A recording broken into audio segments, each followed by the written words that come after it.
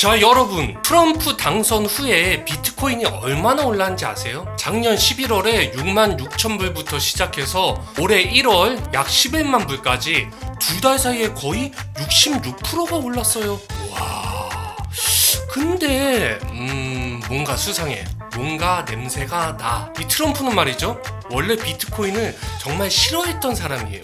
근데 갑자기 이 트럼프의 두 아들들이 비트코인 사업에 뛰어들었어요. 그리고 이 코인 시세 조작으로 수입을 짭짤하게 낸 일론 머스크가 트럼프 정부 행정부의 최고의 국정 파트너가 됐어요. 여러분도 뭔가 냄새가 나죠? 오늘 퇴근길 두 정거장은 의혹으로 가득 찬 트럼프 행정부의 비트코인 조작, 그 썰에 대해서 파헤쳐볼 텐데요.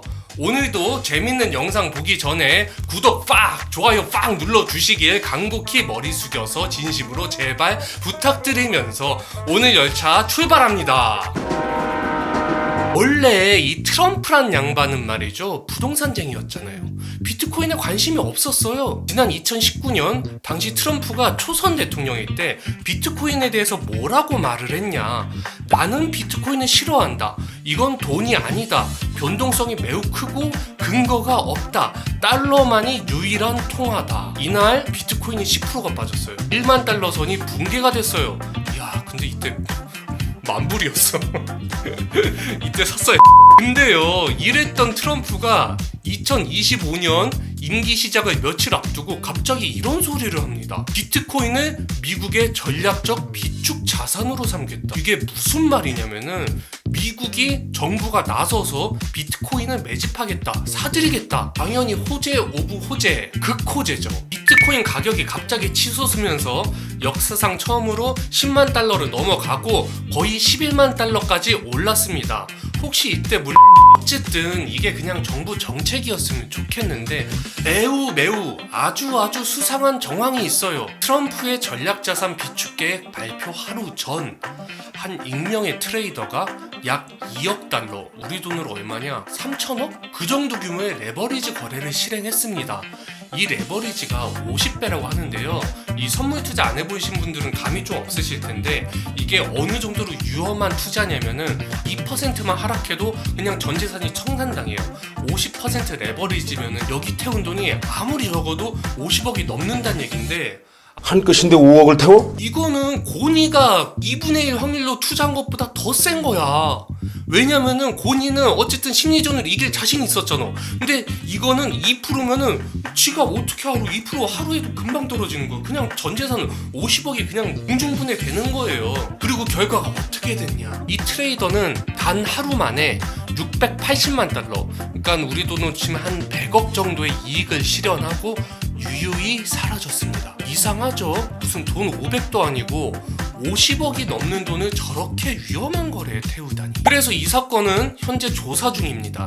누군가 내부 정보를 유출한 게 아닌지, 왜 이 사람은 이렇게 이상한 거래를 했는지요. 자, 그런데 여러분, 저 이상한 거래를 우리가 정말 우연의 일치였다고 보자고요. 그냥 진짜 우연히 그냥 누군가가 진짜 그냥 미쳐가지고 대박 투자했는데 대박 50배 그냥 걸었는데 잘 맞아 떨어졌어.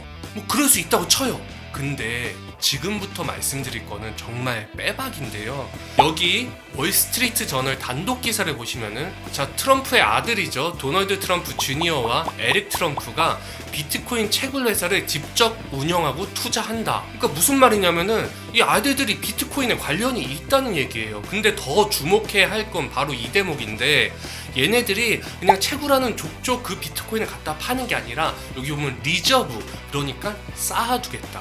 이 말은 무슨 말이냐, 가격이 오르면은 적정 시점에 팔겠다.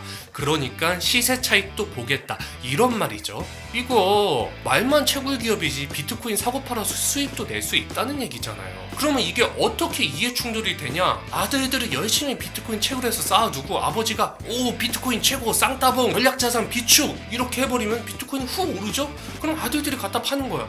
그리고 아 비트코인 좀 별론 것 같은데, 그럼 비트코인 떨어지죠? 그럼 열심히 리저브 해놓으시고, 와 이거 한국이었으면 감히 상상도 못할 일을 저렇게 태연하게 벌이고 있습니다. 와 저는 좀 신기해요. 저래서 이렇게 미국 대통령을 하는 건가? 아 솔직히 말해서 미국 대통령 그 투표권은 우리 51번 우리 한국이랑 진짜 좀 다른 나라 사람들에게도 투표권을 줘야 되는 거 아닌가 이런 생각이 듭니다. 사실요, 이 트럼프가 의심스러운 정황은 또 있습니다. 바로 그의 친구 코인 시세 조정의 달인 도지의 수장 일론 머스크 때문인데요. 이 양반의 시세 조정 이력 아주 무궁무진하죠. 한번 살펴볼게요. 2020년 12월 이런 트윗을 올려서 도지코인을 떡상시켰죠. 2021년 1월에는 갑자기 자기 프로필에 샵 비트코인 이렇게 해시태그를 추가해요. 그리고 비트코인 어떻게 됐다? 개떡상했다. 2021년 2월에는 도지코인 is the people's crypto. 무슨 말이냐? 도지코인은 국민 암호화폐다. 이렇게 해가지고 도지코인이 60% 개떡상을 했다.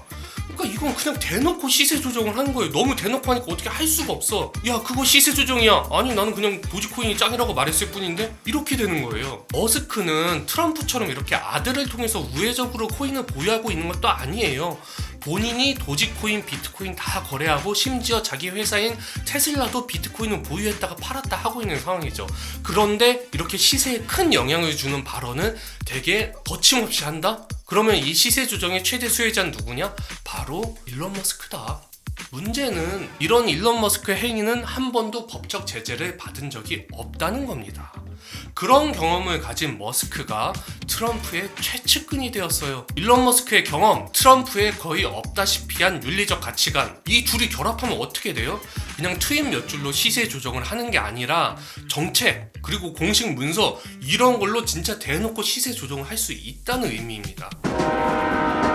사실 머스크뿐만 아니라 트럼프도 예전에 시세 조정 의심을 꾸준히 받았어요. 2019년, 그러니까 트럼프 첫 번째 임기 때죠. 이때 트럼프가 무역 전쟁과 관련해 가지고 중국에 관세 폭탄 때리고 기업 철수하겠다, 완전 엄포를 날리는 트윗을 날렸어요. 근데 이 발표 전에 S&P 500 선물 시장에서 이상한 대량 거래 주문이 포착됐어요. 마치 트럼프가 이 트윗을 날릴 걸 알고 있었다는 듯이. 당연히 의심스럽지만 증거는 또 찾을 수가 없어서 그냥 유야무야 됐죠. 그때는 기존에 이제 좀 튼튼한 자본시장인 주식 선물 시장만을 이용해서 시세 조정을 했다라는 의심을 받는 건데, 이랬던 트럼프가 이제는 조정이 상대적으로 더 쉬운 코인 거래에까지 손을 미치고 있는 것 아닐까, 사람들은 이렇게 의심을 하고 있습니다. 최근 며칠 동안 미국을 포함해서 전 세계 주식시장이 정말 곡소리 날 정도로 빠졌죠. 정말 거의 대공황 수준, 코로나19 수준으로 빠졌는데 지금 여기에도 내부자 거래가 있는 게 아닌가 의심이 되는 상황입니다. 트럼프 정부를 표현하는 가장 중요한 키워드가 뭐예요? 불확실성. 이게 지금 주식시장과 코인시장에까지 미치고 있는 상황입니다. 사실 오늘 방송은 조금 제가 걱정스러운 부분이 있어요. 지금까지 나온 정황들이 충분히 의심스럽지만 아직까지 나온 것들은 모두 썰에 불과하고요. 팩트로 나온 거는 트럼프의 두 아들들이 코인 채굴업체를 운영하고 있다는 사실, 이거 하나입니다. 실제로 시세 조정이나 이상 거래가 있었다는 것을 확인하려면은 수사를 해야 돼요. 우리 지금 대통령 수사 받듯이 그렇게 해야 되는데, 지금 현재 기자는, 그리고 미국 대통령이잖아, 수사를 하는 게 굉장히 쉽지 않죠. 그래서 우리는 지금 명심해야 될 게 있습니다. 조심, 그리고 또 조심. 투자하시는 여러분들 진짜 조심하셔야 돼요. 언제 어떤 방식으로 정책이나 트윗이 튀어나올지 모른다. 이걸 항상 염두에 두시고 투자를 하셔야겠습니다. 네, 오늘은 트럼프와 머스크의 시세 조정 의심 사례와 관련해서 다양한 내용들을 살펴보았는데요. 사실이 아니라 해석인 영역인 만큼 다시 한번 말씀드리지만, 제가 말한 모든 말이 사실이 아닐 수가 있고요. 다른 반론이 있으시면 언제나 댓글 달아주시기를 부탁드리고요. 영상 유익하셨다면 구독 그리고 좋아요 눌러주시기를 제가 진심으로 바라면서 퇴근길 두정거장 오늘 방송 이렇게 끝마칩니다. 안녕.